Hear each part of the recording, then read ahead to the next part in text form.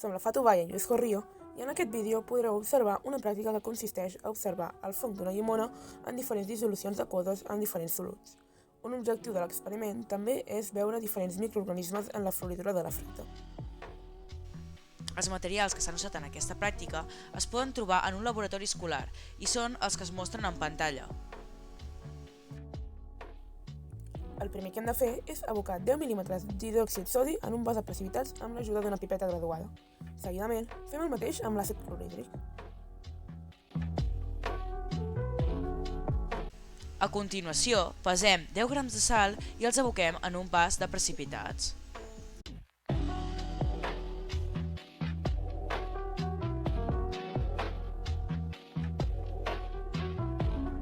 Ara, aboquem aigua destil·lada als diferents vasos de precipitats fins a assolir els 100 mil·límetres i barregem amb l'ajuda de diferents varetes agitants.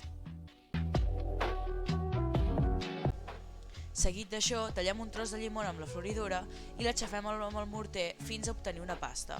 Per poder-la treballar millor, se pot afegir una mica d'aigua tal i com es mostra en pantalla. L'aigua sempre ha de ser destil·lada.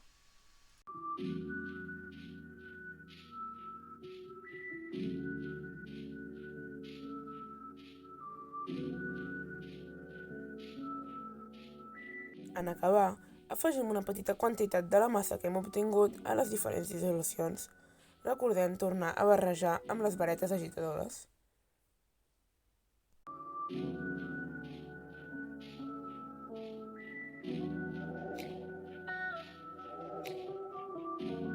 Ara vam mesurar el pH, així es podrien comprovar que l'àcid continuava sent àcid i la base continuava sent base, és a dir, l'àcid clorhídric continuava sent àcid i l'hidròxid sodi continuava sent base, mentre que l'aigua es mantenia en un neutre.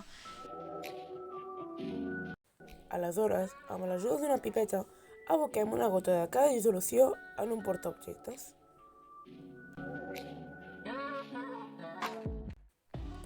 Escalfem aquestes mostres per fixar-les al vidre.